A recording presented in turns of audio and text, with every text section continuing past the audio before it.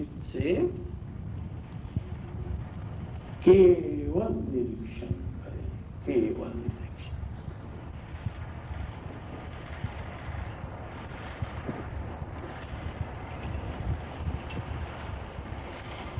अभी और ऊपर चले, अनाहत चक्र से हौले हौले ऊपर चलते हुए विशुद्ध चक्र तक के आ जाए, और अनाहत से विशुद्ध चक्र तक के संपूर्ण छाती का भीतर और बाहर से निरीक्षण करे, और बाहु में आ जाए, खंडों में आ जाए, और साथ साथ खंडों में से दंड में आ जाए, दोनों हाथों के कोनियों में आ जाए, दोनों हाथों के हाथों में आ जाए, और कलाई से उंगलियों तक के दोनों पंजों में आ जाए। तो अनाहत चक्र से विशुद्ध चक्र तक के का जो शरीर का जो हिस्सा है, उसके अंदर में दोनों हाथ आ जाते हैं, दोनों कंधे आ जाते हैं, छाती आ जाती है, पीठ आ जाता है। इतना सारा अवयव जो है वो अनाहत चक्र से तो विशुद्ध चक्र तक के आ जाता है। अभी इसके अंदर में क्या हो रहा है उसका अनुभव।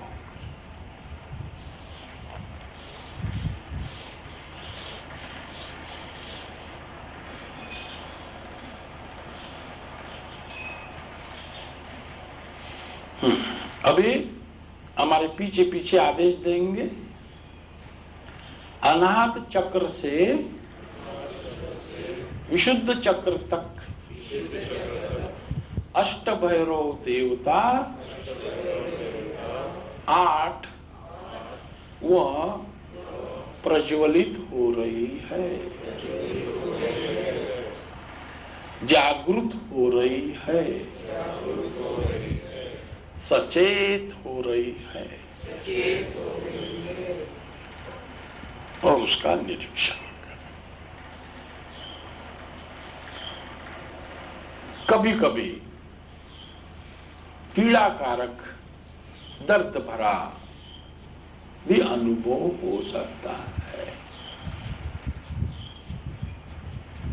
यहां बोलो या भविष्य में आप घर करेंगे तब बोलो, तो कितना भी दर्द भरा अनुभव क्यों न हो, फिर भी समता ही पुष्ट रखनी है। और वो जो पीड़ा दर्द भरा समय होता है वो किसी को भी अच्छा लगता नहीं है, और इसलिए वो बोलता है कि ये बार बार नहीं होना चाहिए, ये जल्दी से निकल जाना चाहिए। तो इस भाव को भी देखें, मगर अपनी ओर से कुछ न करें,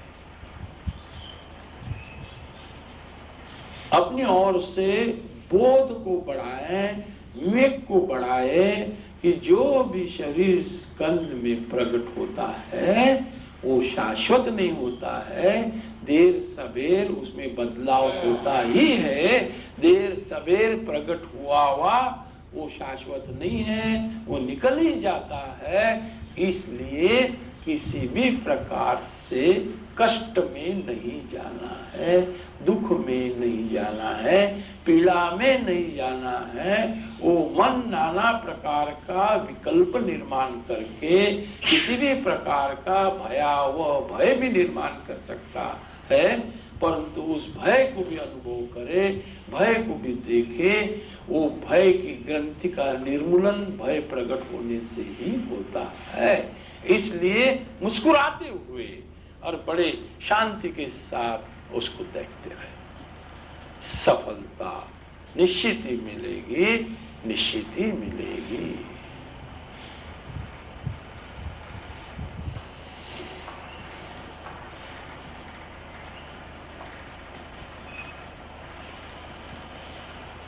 अभी धीमे धीमे और आगे चले और विशुद्ध चक्र से आज्ञा चक्र तक के आए। ये विशुद्ध चक्र से आज्ञा चक्र तक के शरीर का जो अवयव होता है वो हनूटी में आए, दांतों में आए, नीचे के ऊपर के दांतों में आए, संपूर्ण जीवा में आए, कंठ में आए और आगे आगे चले और झुमका जो होता है कानों का उसके अंदर में आए, फिर कानों में जाए और ऊपर चले, दोनों ओठों में आए, नीचे और ऊपर के ओठों में और आगे चले, संपूर्ण नासिका में आ जाए और आगे चले, दोनों आंखों में आ जाए, आंखों के भुया में आ जाए और इस प्रकार से विशुद्ध चक्र से आज्ञा चक्र तक के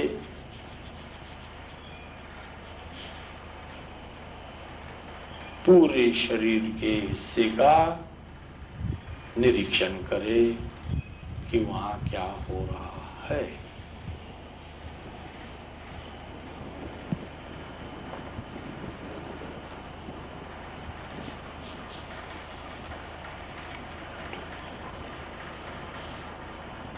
अब इसको अपन आदेश देंगे, हमारे पीछे पीछे धीमी आवाज में सभी साधक कहेंगे,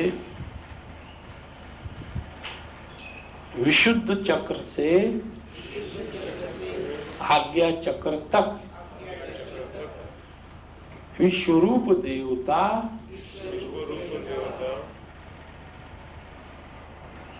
एक,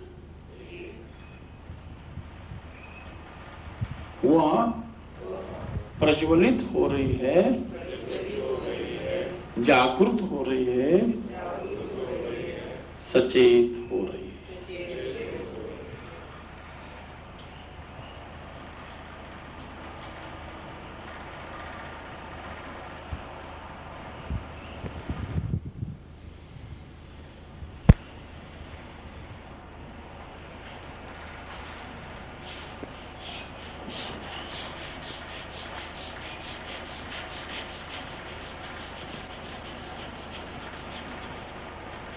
अभी और आगे चले।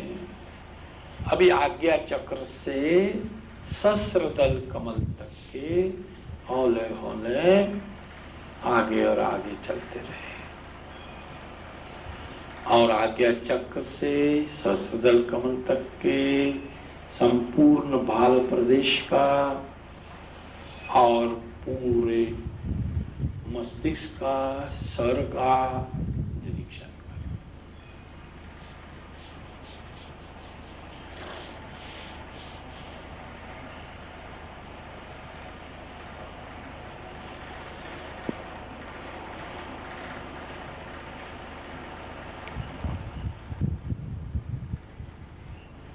अभी आज्ञा चक्र से सहस्त्रदल कमल तक के देवताओं को आदेश देंगे, हमारे पीछे पीछे कहेंगे, आज्ञा चक्र से सहस्त्रदल कमल तक चैतन्य रूप देवता एक प्रज्वलित हो रही है, जागृत हो रही है, सचेत हो रही है। और अभी वहां क्या हो रहा है उसका निरीक्षण करें और इस प्रकार एड़ी से तो चोटी तक के संपूर्ण शरीर में 81 करोड़ 1.25 लाख और 10 शक्तियां मेद मास के रूप में कार्य करती है और वह आपके जैसे भी कर्म की यात्रा होगी उसके अनुसार आपको सुख और दुख, यश और अपयश, नफा और नुकसान, जन्म और मृत्यु करवाती है। मनस्तल पर केवल जोड़ना होता है। जीव अर्जक अर्जन करता है, देवता फलदायी। बोले तो ये जो 81 करोड़ 1.25 लाख और 10 देवता है वो सुख और दुख के फल देती हैं।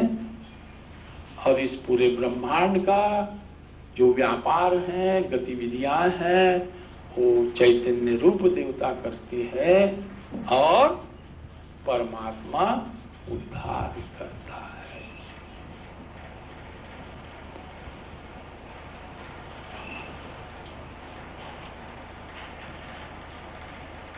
अभी और बहुत बारीक और सूक्ष्म और महत्वपूर्ण बात अभी आपके सामने हम रखेंगे। ये सब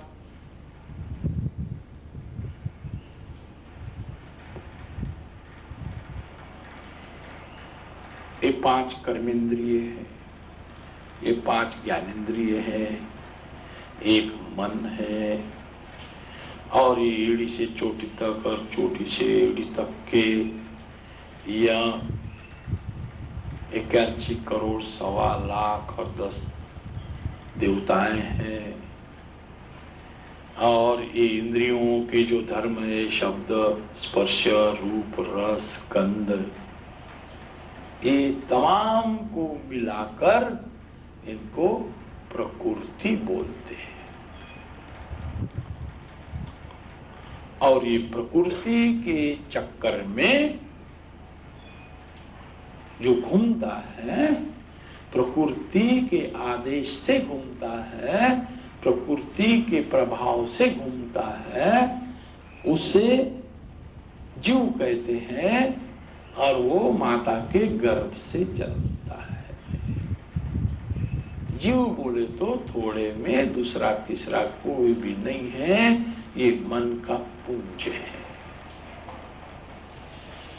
ये मन का गोला है। फिर अभी अपन कहां पर है? ये पूरी प्रकृति अपन किधर है? अपन इस प्रकृति में है नहीं। तो अपन अभी इस प्रकृति में, जैसा मैंने कहा था कि गन्ने के रस में अप्रगट है गुण, उस प्रकार वो सद्गुरु जब मिलता है तो वो बोलता है कि भैया ये प्रकृति यानी तू नहीं है, इस प्रकृति का और तेरा दूर का भी कभी संबंध नहीं हुआ है, न होगा। तो तू कौन है? इस एड़ी से चोटी तक और चोटी से एड़ी तक के ये जो प्रकृति है, इस प्रकृति को अनछुआ, निर्लिप्त, असंग, केवल तू देखने वाला है, केवल तू साक्षी है।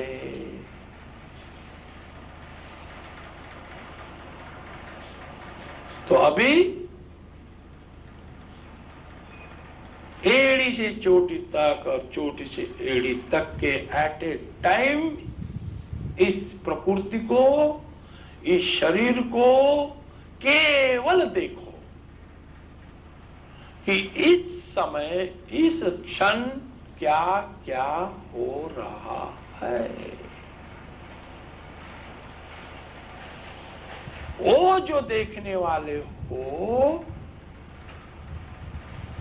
वो आप है, और आप इस प्रकृति में कहीं भी नहीं है। और मजे की बात यह है कि आपके ही उपस्थिति से ये प्रकृति सुचारू ढंग से कार्य कर रही है। आप नहीं रहते, ये प्रकृति मृत हो जाती। सांस चल रहा है करके आप है, ऐसा मेडिकल साइंस बोलेगा।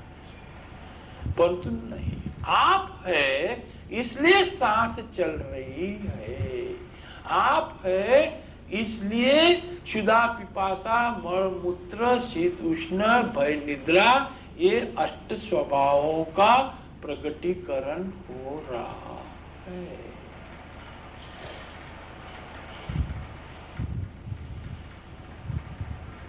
मगर जैसे समुद्र के ऊपर में जो लाटें आती हैं वो तो लाट निर्माण हो नहीं सकती है, मगर लाट न भी हो तो भी समुद्र रह सकता है। उस प्रकार से समुद्र के अस्तित्व पे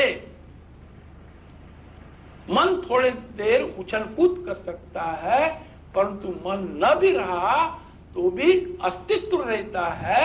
अस्तित्व यानी आप। इसलिए ही कि मन पूरा का पूरा जीरो हो जाता है, शून्य हो जाता है, मिट जाता है, फिर भी आप रहते हैं। परंतु आप जो न रहेंगे तो मन नहीं रह सकता है, ऐसा नहीं हो सकता है। मन को रहना ही पड़ेगा, पर मन न भी हो तो भी आप रह सकते हैं। इसलिए अष्ट स्वभाव रियलाइज हो जाने के बाद में आपका प्रकटीकरण हो जाता है और मन शून्य हो जाता है। परंतु शरीर का जो स्वभाव है वो स्वभाव बोले तो सम्यक स्थिति में आ जाता है। जैसे बहुत भूख लगती है तो सामान्य आदमी जो है वो बहुत व्याकुल हो जाता है, बड़ा ही दुखी और कष्टी हो जाता है। परंतु रियलाइज पुरुष को भोजन न भी मिले तो भी उसके चेहरे पर किसी भी प्रकार की खिन्नता नहीं रहती है, ये आमूलाग्र बदल रहता है। क्योंकि उसकी शांति से, उसकी प्रसन्नता से, उसके आनंद से ये जो स्वभाव थोड़ा सा उछल कूद करता है उसका किसी भी प्रकार का परिणाम नहीं होता है।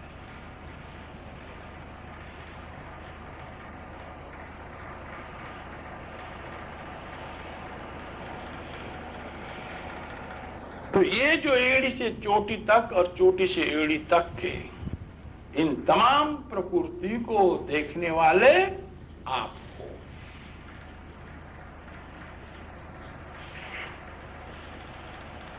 और इस प्रकार से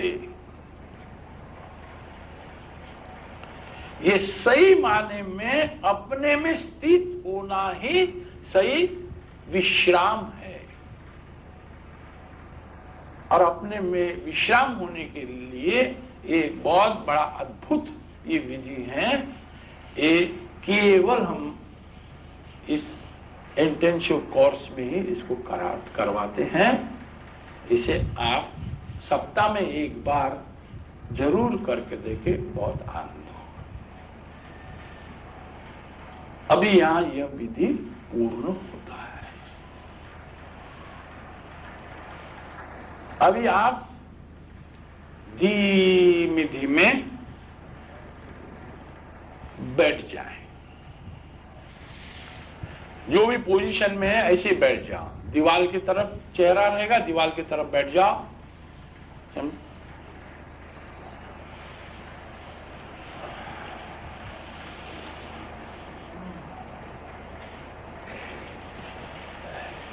विश्राम पूर्ण।